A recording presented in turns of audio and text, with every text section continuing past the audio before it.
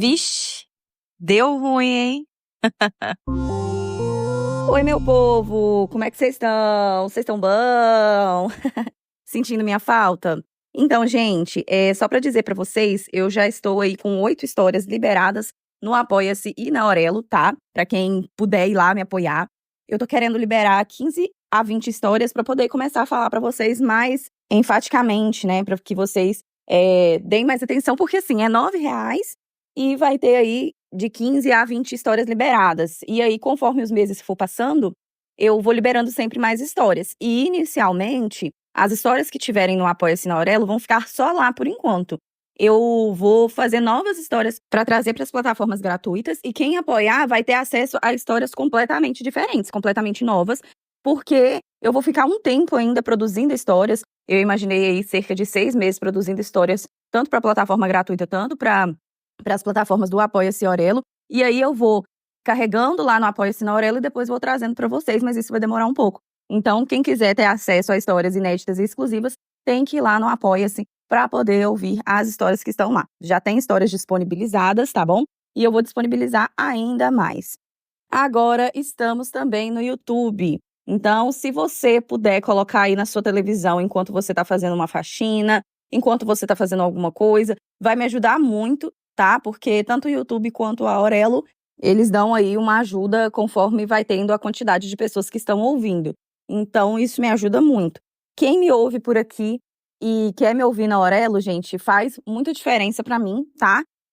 Contabiliza para mim, faz diferença porque é pouquinho, mas dá uma rentabilidade. Então, quem puder ouvir na Aurelo também é muito bom. Hoje eu tô trazendo aqui a história da Poliane. Ela fala um pouco sobre saúde mental e como algo que acontece na nossa vida pode nos afetar durante toda a nossa história e tudo mais.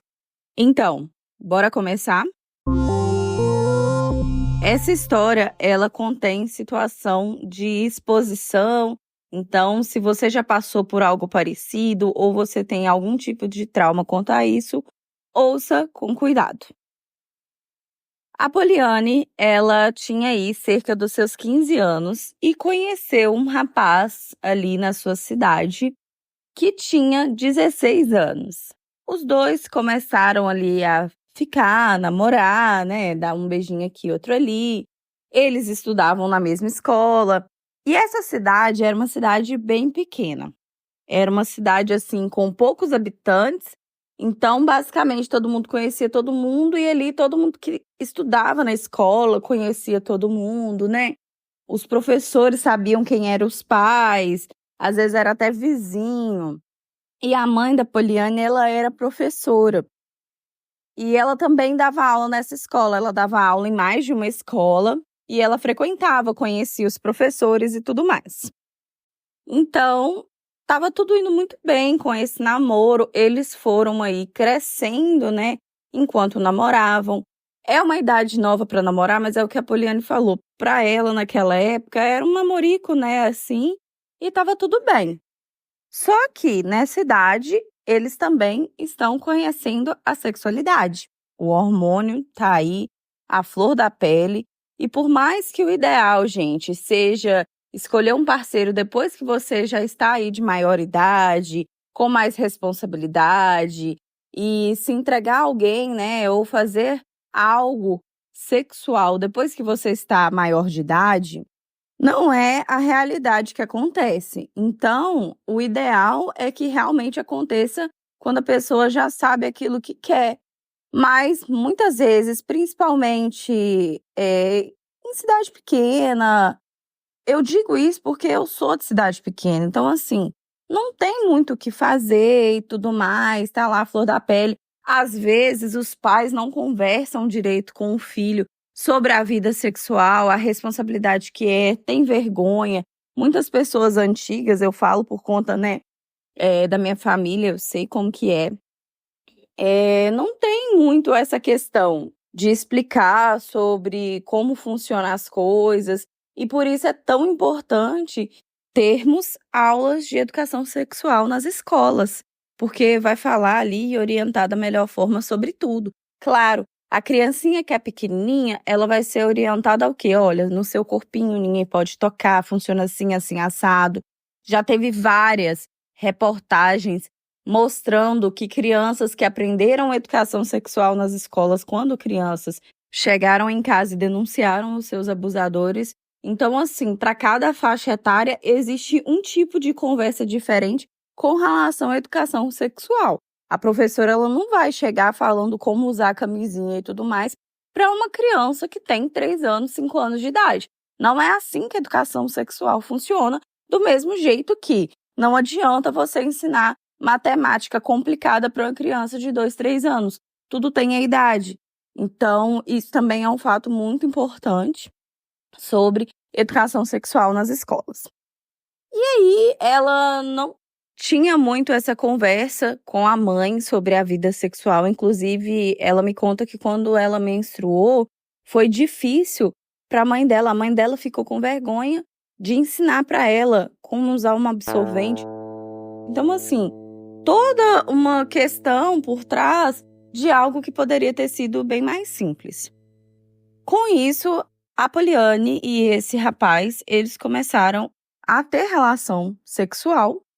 E foi tudo assim, né? A Poliane falando, quando ela perdeu a virgindade, como que foi dolorido, ela não sabia se estava certo, eles não tinham ali um lubrificante, o rapaz não fazia preliminar, nem sabia como fazer. Então, assim, ela estava seca. Foi uma coisa bem complicada, porque realmente eles não tinham orientação nenhuma. Mas aí eles começaram e ela começou a gostar. E aí ela começou a mandar para ele nudes, porque isso, gente, já tinha o celular e eles conseguiam mandar a foto por mensagem, né? Não era WhatsApp, mas era mensagens. E ela também mandava através do e-mail. Então ela começou a fazer vídeos para ele, dela, mostrando o corpo dela, vídeos onde mostrava o rosto. E ele sempre pedia. Ela começou a fazer isso porque ele insinuava, pedia e tudo mais. E aí, passado um tempo, eles continuaram. Esse rapaz, ele morava, tipo, numa roça, então, por isso que ele ficava pedindo, porque ele estava longe, não via ela sempre, então ele insistia. Ele só vinha estudar e voltava para casa, né, porque tinha o transporte público. Enfim. E aí, gente, chegou um momento onde ele começou a ser abusivo com ela. Mesmo novo, ele começou a fazer a cabeça dela, e isso já tinha alguns anos que eles estavam juntos também, já tinham ficado um pouco mais velhos, mas eles ainda estavam na escola. E ele começou a ser abusivo e tudo mais. Ela descobriu uma traição da parte dele. E ela descobriu que ele falava muito mal dela. Que ele falava do corpo dela, do rosto, enfim, de várias coisas. E aí, gente, eles terminaram. A Poliane terminou com ele. Disse que não queria mais, que assim, não valeria a pena e tudo mais. Esse rapaz, por mais que ele falava mal dela e estava namorando com outra garota, esse rapaz, ele decidiu expor as fotos na internet. Na época, era aquela rede social que nem existe mais. E ele expôs ela nessa rede social, ele criou contas, criou e-mail, criou contas e expôs, mandou e-mail para professoras, para as pessoas que ele sabia o e-mail dessas pessoas. Ele tinha um contato muito forte ali com algumas professoras, então ele sabia o e-mail e ele mandou inclusive para a mãe da menina. E isso, gente, começou que essas fotos, essas imagens, os vídeos dela espalhou para a cidade inteira. E foi um abalo na vida dela. Ela perdeu tudo, o chão, tudo. Quando ela chegou na escola para estudar, as pessoas estavam rindo, olhando para ela, quase que massacrando ela. E a mãe foi ver depois, foi descobrir depois. A mãe, como professora, ficou totalmente sem chão também, com vergonha, não sabia muito como agir e o que fazer nessa situação. A mãe, já sabendo de tudo aquilo que a filha estava passando, mesmo assim, né, ela ainda falou muita coisa que a Poliane disse que machuca, lembra das palavras da mãe até hoje. A mãe chamando ela de coisas como vagabunda, entre outras coisas que eu não vou trazer aqui, né? Mas a mãe xingou palavras desse tipo, de baixo calão. E o pai da Poliane estava em outro país. E quando ele soube, ele também xingou, disse que ele não queria uma filha desse jeito. E além de tudo que ela estava sofrendo fora ali, né, da família, ela começou a sofrer dentro da família. E aí tava muito hostil para ela ir nas escolas, porque os meninos falavam de bater nela, as meninas xingavam ela de nomes de baixo calão. E foi tudo muito doloroso para ela, muito difícil. E para a mãe dela também estava muito complicado, porque a mãe dela sentia que ela passava na rua e as pessoas falavam, era a filha dela que fez isso e aquilo. E muitas pessoas também, gente, com muito terror mesmo, pessoas ruins, sabe? Falava sobre o corpo dela, sobre o peito dela, sobre como o corpo dela era, que aquele rapaz tinha razão, coisas ruins sobre o corpo dela, né? E ela ficou muito mal com tudo isso. E depois, assim, de algumas semanas que isso tinha acontecido, eles não estavam conseguindo viver mais, porque ela passou a receber cartas na própria casa dela ali, nos correios. Cartas, às vezes, escritas à mão, xingando ela, falando para ela sair da cidade, que ela não era bem-vinda ali, né? Chegou a receber em casa as fotos dela mesma, né, do próprio corpo impressas, jogadas em toda a varanda. E aí foi quando a mãe dela e ela decidiram ir para os Estados Unidos para poder ir conseguir uma vida melhor. Lembrando que eu sempre mudo o nome de cidades e país também, tá, gente? Então eles foram para lá e mesmo ela estando longe da cidade onde ela era julgada e tudo mais, ela sempre era relembrada disso que aconteceu com ela, porque ali começou a surgir a internet também, né?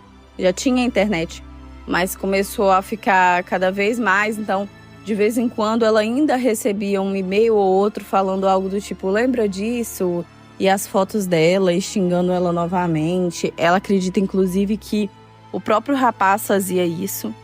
Ela não tem dúvidas que era o rapaz, porque, né, foi ele que tinha acesso a essas fotos, ela nunca mandou para mais ninguém. E ao tentar realizar o boletim de ocorrência nessa época, naquela cidade, não foi feito muita coisa. A polícia olhou para a casa dela e falou, mas foi você que mandou as fotos para ele, a partir do momento que tá no celular dele, ele faz o que ele quiser. Porque naquela época, principalmente na cidade pequena, não tinha tanto o que nós temos hoje com relação a espalhar nudes é crime. Não tinha tanto o conhecimento que nós temos hoje e também as leis e regras que foram criadas. Então a polícia também não teve nenhum tipo de cuidado nem carinho para poder lidar com aquela situação. Então eles falaram que não podia fazer nada. Então ela não conseguiu fazer nenhum tipo de BO. E pode ser que em cidades grandes isso já estava melhor estruturado, mas para uma cidade pequena, os policiais não estavam nem aí, falaram que não poderia fazer nada. E então esse rapaz basicamente não sofreu nenhum tipo de retaliação, ele ficou tranquilo, enquanto ela teve que mudar de país e chegou lá, os pais dela tratavam ela com muita rispidez. Então, ele falou, já que você tem idade para isso, você vai trabalhar. Ela teve que começar a trabalhar em 2 empregos, até ela conseguir estudar lá, porque também não foi fácil para ela conseguir uma vaga numa escola lá. Depois ela estudava o dia inteiro e ainda trabalhava. E foi muito difícil para ela essa questão, porque ela começou a se odiar o próprio corpo, de tanto ela ouvir as pessoas falando e ela ser xingada. Ela tentou sim coisas contra a própria vida, mas ela tentou se manter firme o máximo possível. Então, quando ela tentava, logo depois ela se arrependia e não chegou a ser coisas graves para ela ser levada do hospital ou algo do tipo. Mas ela ficou diferente do que ela era. Ela disse para mim que ela mudou, um pouco da felicidade que ela tinha mudou. E as pessoas sempre falavam muito, né? Do corpo, do rosto, do nariz. Então, ela ficou com isso muito na cabeça. Ela não se relacionou com mais ninguém durante muito tempo. E depois disso, como ela estava fora, os pais dela, mesmo depois de passado muitos anos, de vez em quando eles continuavam lembrando de tudo. Então ela já estava ali em sofrimento, era o corpo dela que tinha sido exposto, era tudo dela. E os pais ainda ficavam falando, então ela decidiu que ela moraria sozinha nesse outro país. E aí ela começou a trabalhar e juntando, até que todos decidiram voltar para o Brasil, onde ela juntou o dinheiro dela e fez uma plástica.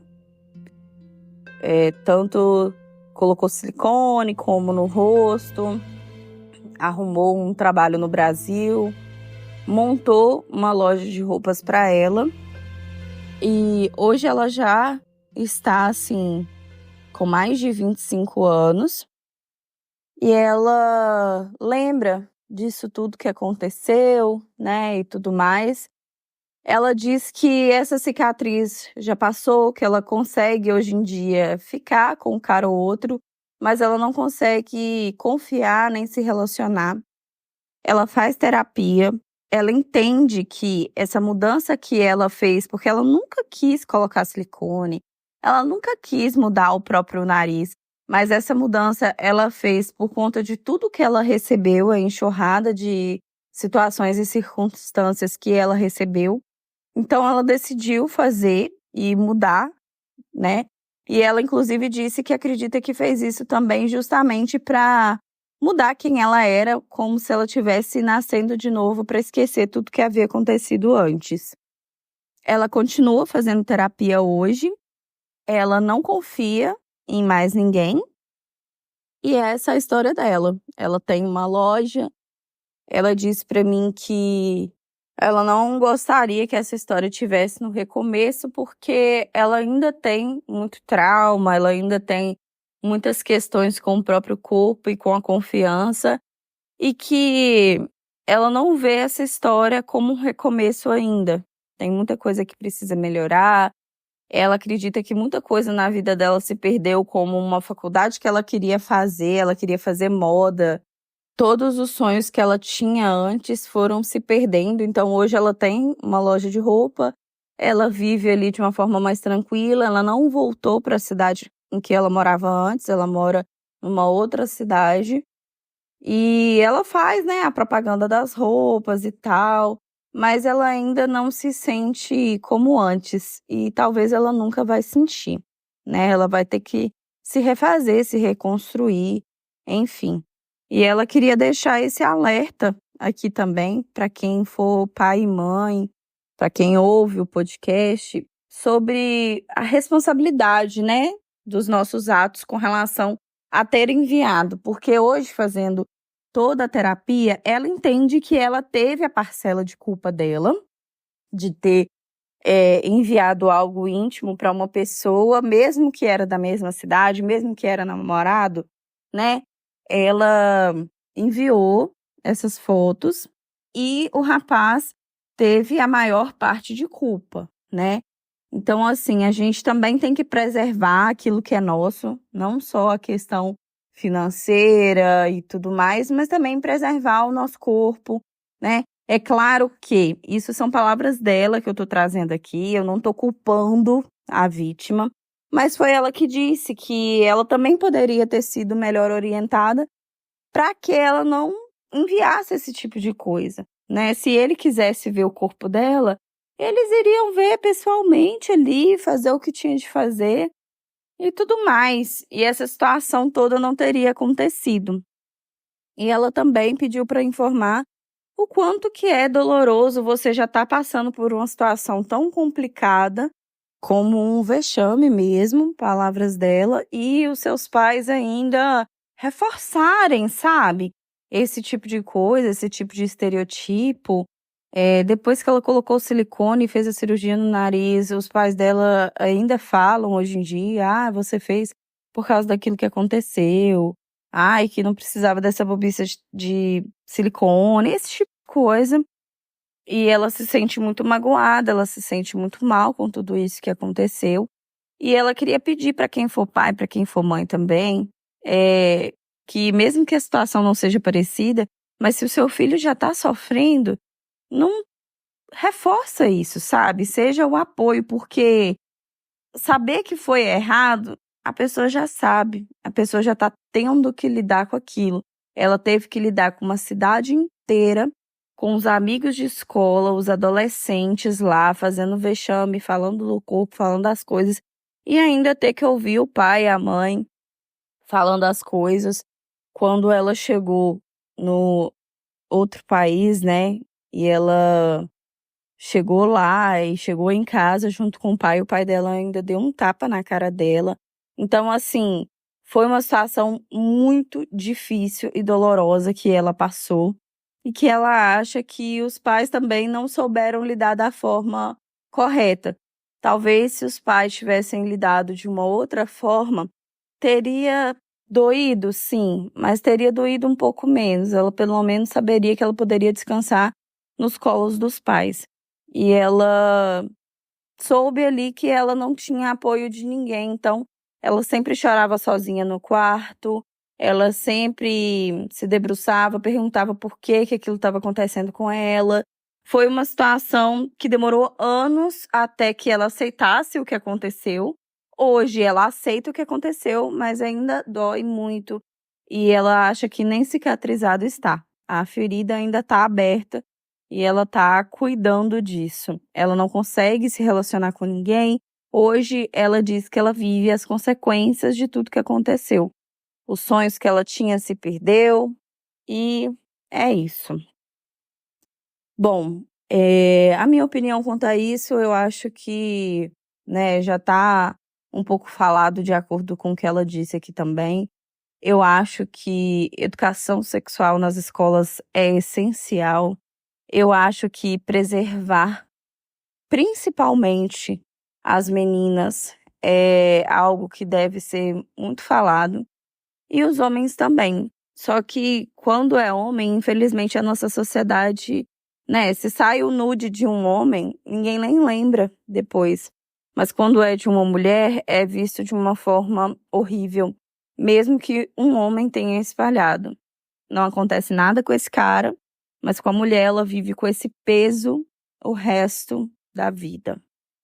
Então, vamos ter consciência, vocês que são os pais aí de meninos também, ensinar, né, passar aí essa responsabilidade também, ensinar como que um garoto deve tratar uma mulher e que sobre o corpo de uma outra pessoa a gente não expõe.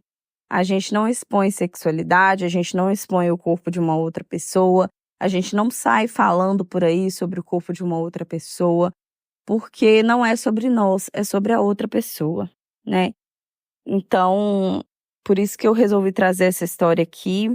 É um tema que a gente não vê sendo tão abordado, mas que é de extrema importância. Ela também acredita que, principalmente hoje em dia, que ainda está mais rápido as informações, WhatsApp, né, entre outras redes sociais que a gente tem aí, para a gente tomar cuidado, né, com aquilo que a gente confia em outra pessoa e também, fulano nunca vai fazer isso, você não sabe, né. E ter essa responsabilidade, ensinar mais aos adolescentes, às crianças, né, sobre a preservação do próprio corpo e, sobre essa questão também. E se você, né, não manda nudes, não manda nada, mas ficou sabendo de alguém que teve o nudes vazado, né, que tá passando por essa exposição, por favor, gente, não cai matando em cima dessa pessoa, sabe? Julgando, falando, apontando o dedo, seja a pessoa que acolhe, a pessoa que fala que vai ficar tudo bem, a pessoa que fala que isso não é nada demais, porque isso realmente muda a vida de uma pessoa. E ela poderia não estar aqui para contar essa história. A gente sabe o quanto que isso também pode acontecer. Afeta tanto a vida de uma pessoa que ela passa a não querer viver mais. E essa história que eu tinha para trazer hoje, vamos cuidar de nós mesmos e dos outros com empatia, amor e carinho. É isso, gente. Obrigada por me ouvirem até aqui. Um beijo! Quer ouvir seu relato aqui? Envie seu relato para boracomeçarpodcast@gmail.com. Agora, estamos no Apoia-se e na Aurelo. Apoie o nosso projeto e tenha acesso a histórias exclusivas e inéditas. Os links estão na descrição da história e lá no Instagram. E aí, o que você achou dessa história? Deixe a sua opinião nos comentários, responda as enquetes e deixe a sua opinião sobre as histórias lá no Telegram. Assim você pode interagir com outros ouvintes, ver outras opiniões e falar sobre as histórias. Ative o sininho para receber a notificação sempre que tiver uma nova história. Estamos no Instagram como Bora Começar Podcast e no TikTok Bora Começar Podcast 1. Todas as histórias contadas aqui são adaptadas por mim, mas fique tranquilo, seu nome e identidade será preservado. Tudo será feito de forma anônima. Me dê 5 estrelas na plataforma de áudio, porque isso me ajuda muito. Aqui é a Rayane Carina, a voz, produtora, idealizadora, fundadora e editora do podcast. É isso, gente. Eu vou ficando por aqui.